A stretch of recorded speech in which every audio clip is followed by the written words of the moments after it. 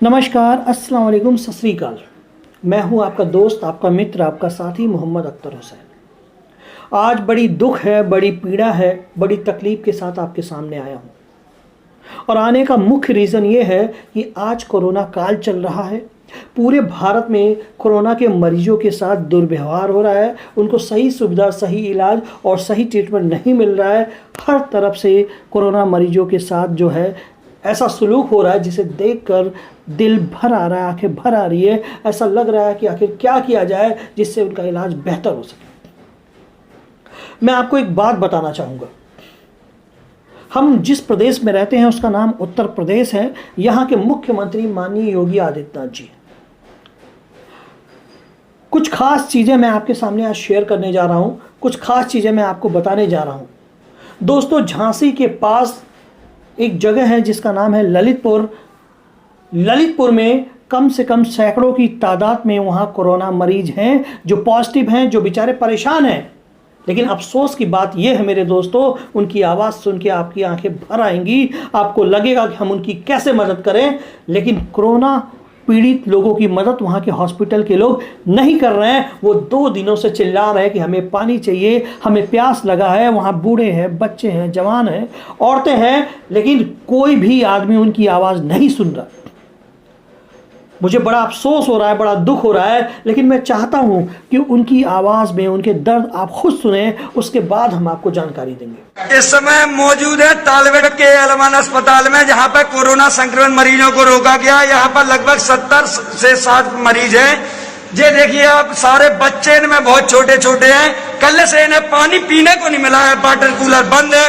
यहाँ के कर्मचारी कहते हैं मैं डॉक्टर नहीं हूँ, सफाई कर्मी हूँ। डॉक्टर कहते हैं मैं इंचार्ज नहीं हूँ। इंचार्ज कहते हैं मैं सीएमओ नहीं हूँ। सीएमओ कहते हैं मैं डीएम नहीं हूँ। लेकिन यहाँ पर प्यास से मर रहे हैं, इनको कौन बचाएगा? इसको आप लोग देख रहे हैं। देखिए ये छोटे छोटे बच्चे हैं। मेरी आवाज 4 दिन से चिल्लाते चिल्लाते मेरा गला दब गया है। मुझे पीने को कल से पानी नहीं मिला है। ये बच्चे, बेटा पानी कब से नहीं मिला? कल से। आपको पानी कब से नहीं मिला? किसको पानी नहीं मिला? पानी नहीं मिला। यहाँ पे वाटर कूलर बंद है, किसी को भी कल से पानी नहीं मिला है। ये सारे लोग हमारे हिस्से का भी पानी पी रहे हैं। बाहर जाते हैं तो कहते हैं FIR लिख देंगे, आवाज उठाओगे तो कहते हैं हम झांसी रेफर कर देंगे, गलत दवा दे देंगे, मार देंगे। चलो कब तक मारोगे, कब तक मारोगे? अभी आवाज जब तक निकलती जब तक आवाज उठाएंगे।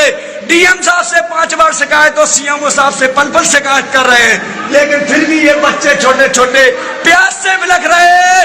योगी सरकार ये जंगल राज मिटाओ, बंद करो। क्यों अत्याचार? ये कोरोना से पेशेंट मर रहे हैं, ऐसे ही पेशेंट मर रहे हैं कोरोना से। ये बेचारे भूख प्यास से बिलख रहे। 4-4 साल 2-2 साल के बच्चे हैं, 2-2 दिन से इन्हें पानी नहीं मिल रहा। सालों क्यों मेरे हिस्से का पानी पी रहे हो? इन बच्चों के हिस्से का पानी क्यों पी रहे हो? सालों भ्रष्टाचारियों, जंगल राज खत्म करो। ये साले प्रशासन के सारे अधिकारी भ्रष्ट हैं, इन पे कार्रवाई जरूर हो। सुना आप लोगों ने कितनी बेचैनी से वो चिल्ला रहे हैं कि मुझे प्यास लगी है, मुझे पानी दो, हम लोग मर जाएंगे, हम लोग जिंदा नहीं रह पाएंगे। 2 दिन से उन मासूम बच्चों को पानी नहीं मिला है, 2 दिन से औरतों को पानी नहीं मिला है, बूढ़ों को पानी नहीं मिला है। आप सोचिए, कोरोना मरीजों के साथ इस तरह का दुर्व्यवहार क्या अच्छा है? क्या वो इंसान नहीं है? क्या उन्हें कोई जीने का हक नहीं है? क्या उन्हें खाने और पीने का हक नहीं है? अगर सरकार के पास व्यवस्था नहीं है तो उनको एडमिट नहीं करना चाहिए। छोड़ दीजिए जनता को अपने हाल पर, ताकि उनके परिवार के लोग उनकी सेवा करें, उनकी देखरेख करें, उनको समय से खाना और पानी दें। लेकिन आपने उनको एक हॉस्पिटल में जेल की तरह बंद कर रखा है।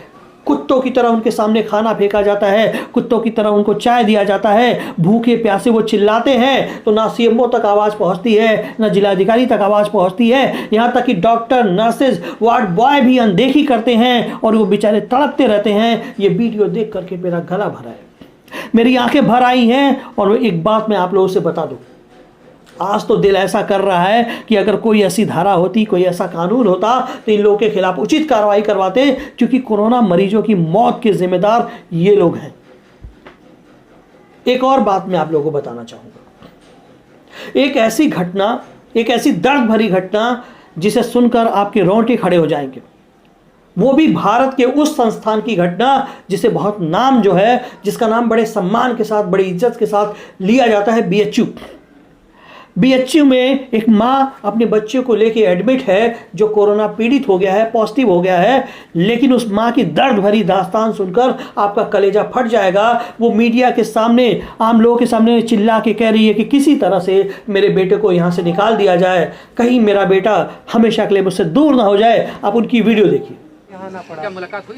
नहीं मुलाकात। मेरा नाम शोभन जायसवाल है, मैं गाजीपुर से आई हूँ। मेरा बच्चा यहाँ कोविड वार्ड में एडमिट है 17 तारीख से, और यहाँ की दुर्व्यवस्था से मैं बहुत थक गई हूँ, क्योंकि मैं 17 तारीख से लगातार आपके बीएचयू में बैठ के ये डर से बैठी हूँ कहीं मेरे बच्चे के साथ कोई अनहोनी ना हो जाए, क्योंकि अंदर की जो दुर्व्यवस्था है वो अब न मुझसे देखी जा रही है, न मुझसे झेली जा रही है। मैं बहुत परेशान हो चुकी हूँ, बहुत ज़्यादा परेशान हो चुकी हूँ, और आप सब लोगों से आग्रह है कि बस मेरे बच्चे को बाहर निकलवा दें, बस इतनी आग्रह है। आप यहाँ कैसे रहती हैं 17 को? किस तरीके से कार में बैठी, कैसे बस मैं कार वहाँ खड़ी है, आप देख लीजिए, कार खड़ी है, उसी में बैठ रही हूँ। जो सुलभ शौचालय है वहाँ पे बाथरूम हो ले रही हूँ। आपका अन्नपूर्णा भोजनालय, भूख लगती है तो खा ले रही हूँ। बस यही जीवन काट रही हूँ इतने दिन से यहाँ पे। बच्चे का क्या नाम है? पवन कुमार जायसवाल। बेटा क्या करता था आपका और क्या है? मेरा बेटा एमबीबीएस कर रहा है सर, 3rd ईयर का स्टूडेंट है। होली में घर आया हुआ था, पुणे पढ़ता है वो। होली में घर आया हुआ था, लॉकडाउन की वजह से यहाँ पे रुका हुआ है। हमारा फैमिली बिजनेस वो देखता है। उस दौरान जो है उसको अस्थमा की दिक्कत बचपन से थी, तो उसकी थोड़ी प्रॉब्लम बढ़ती है। तो हमने कोविड का टेस्ट कराया, जिसमें फर्स्ट टेस्ट में जिसके लक्षण के जो रिजल्ट आते हैं उसमें उसका पॉजिटिव आया। तो हमने प्रिकॉशन के लिए कि हमारे और स्टाफ बाकी लोग ना परेशान हो, हमने बच्चे को बीएचयू बहुत ही बेस्ट जगह जान के यहाँ पे शिफ्ट कराया कि यहाँ पे मेरा बच्चा अच्छे से ठीक भी हो जाएगा और उसकी सेहत भी अच्छी हो जाएगी। बस उसके बाद से फिर क्या, 17 तारीख को एडमिट किए। 17 तारीख की रात को पूरी रात इन लोगों ने पानी नहीं दिया बच्चे को। वो फ़ोन करके रोता रहा कि मम्मी मेरा गला सूख गया है और मम्मी मेरी जान चली जाएगी। कुछ नहीं हुआ। मैं भी पानी बाहर से भेजने की कोशिश करती रही, कोई नहीं ले गया। सुबह 7 बजे जाके मेरे बच्चे को पानी मिला है। फिर 2 दिन किसी तरीके से इन लोगों ने मुझे एक इंजेक्शन की लिस्ट थमा दी। उसको ढूंढने में मुझे लगे इंजेक्शन मिले ही नहीं रहते, पूरे मार्केट में वो नहीं थे।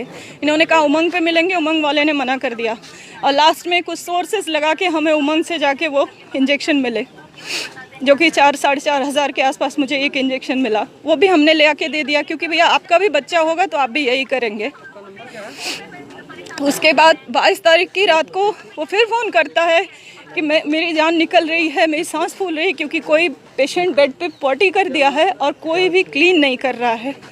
मैंने कहा बेटा थोड़ा वार्ड से बाहर निकल के बैठ जाओ, लेकिन उसको ड्रिप लगी हुई थी। वो उस कंडीशन में भी जब उसको चक्कर आने लगे, वो बाहर जाके, वार्ड के बाहर जाके ज़मीन पे लेट गया और मुझे बार बार 5-5 मिनट पे फ़ोन करके ये बोलने लगा कि मम्मी अब मैं नहीं बचूँगा। अब आप समझ सकते हैं कि मेरी कंडीशन क्या हो सकती है। रात से लेके सुबह तक मैं दौड़ती रही, सबसे कहती रही, लेकिन कोई सुनवाई नहीं। मैंने माथुर साहब को कई बार कॉल किया, उन्होंने कहा बस मैडम हो जाएगा, लेकिन कुछ भी नहीं हुआ। लास्ट में मुझे गुस्सा आया, मैंने कहा मैं अब बिल्डिंग में घुस के मैं खुद अपने बच्चे को निकाल ले आऊँगी।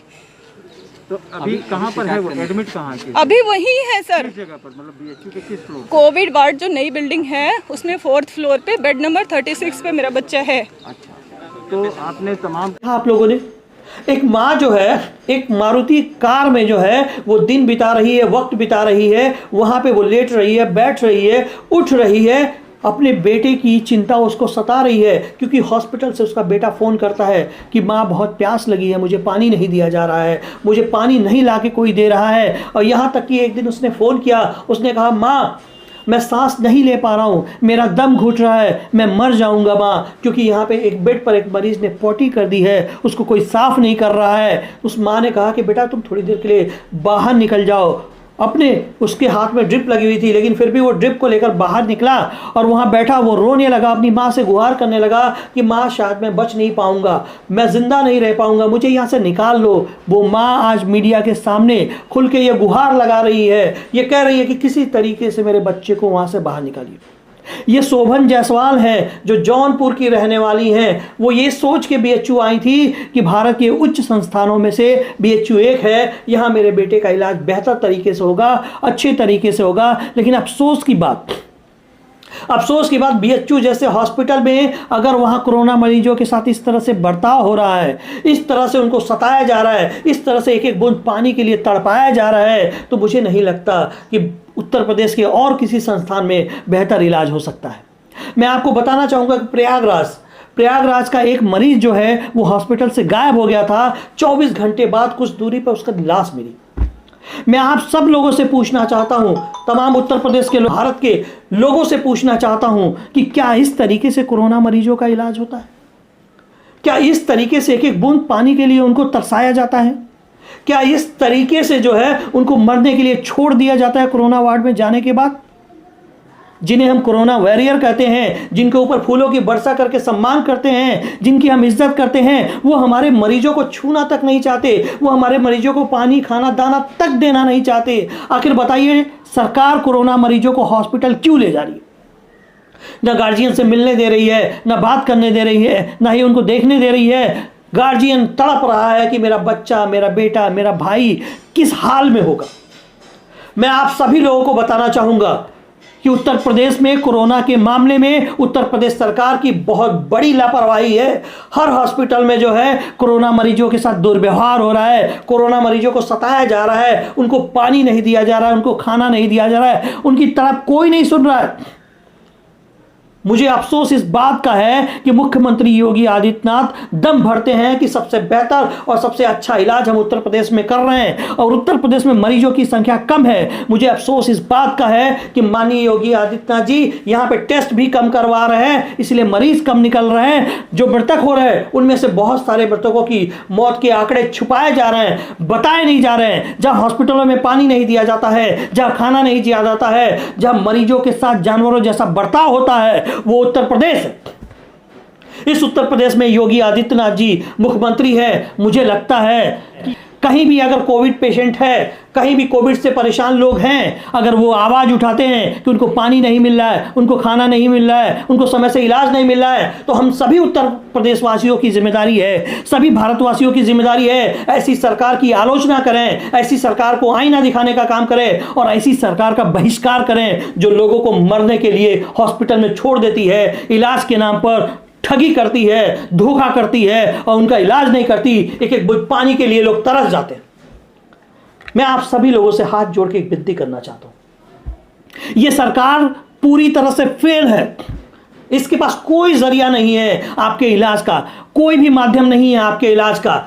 यह सिर्फ और सिर्फ लोगों की जान लेने पे तुली हुई है, क्योंकि अगर दवा के बिना जान जाए तो समझ में आता है, लेकिन पानी के बिना, खाने के बिना अगर कोई मर जाए तो बड़े अफसोस की बात है मेरे दोस्तों। तो अपनी भारतवासियों से मेरा हाथ जोड़ के निवेदन है, इस कोरोना काल में सरकार पूरी तरह से फेल है।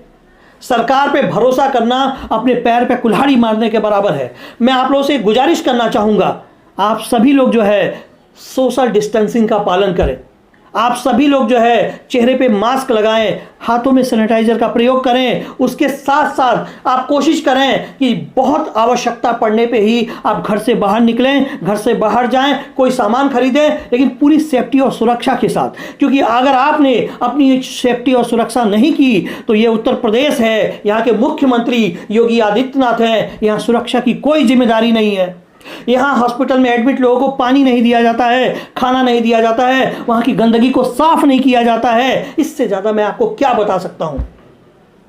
बड़े दुख के साथ ये बातें मैं आप लोगों तक कह रहा हूं, लेकिन अगर कहीं भी कोविड पेशेंटों के साथ गलत होता है, अत्याचार होता है, तो मैं सभी नागरिकों से ये निवेदन करता हूं कि आप उनकी आवाज़ को बुलंद करें, ताकि उनका उत्तर प्रदेश के नागरिकों से ये निवेदन करता हूं, कहीं से भी अगर कोविड पेशेंट की कोई भी जानकारी आपको लगे कि वहाँ उनके साथ इलाज नहीं हो रहा है, वहाँ उनके साथ गलत हो रहा है, तो प्लीज़ मेरे दोस्तों आप सभी लोग एक होकर के, एकजुट होकर के आगे बढ़ें और उनकी इलाज के लिए आवाज़ उठाएं, ताकि ये गूंगी बहरी सरकार उन मरीजों का इलाज कर सके, उनको समय से खाना, पानी और दवा दे सके, ताकि उनका जीवन सुरक्षित हो सके।